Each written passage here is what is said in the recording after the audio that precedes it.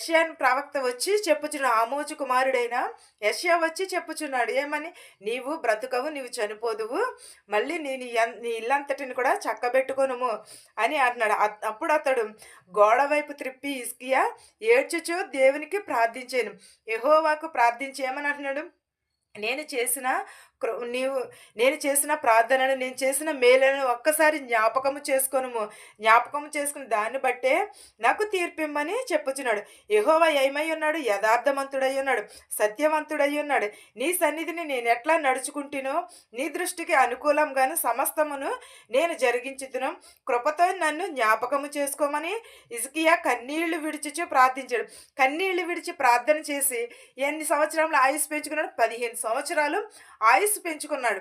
అలాగే చాలామంది కూడా మంచం మీద ఉన్నప్పుడు ప్రార్థన చేసి ఏం చేస్తారు? ఆయుష్ని పెంచుకుంటారు. కానీ మంచం దిగిన వెంటనే, వాళ్ళకి ఆరోగ్యం కలిగిన వెంటనే ఏం చేస్తారు?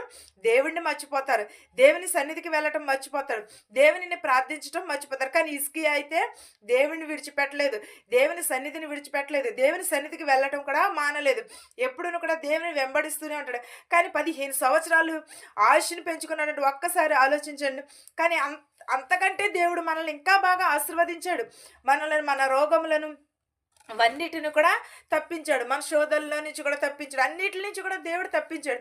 కానీ దేవునికి మనం కృతజ్ఞతను కలిగి ఉంటున్నామా? దేవునికి మనం విధేయత కలిగి ఉంటున్నామా?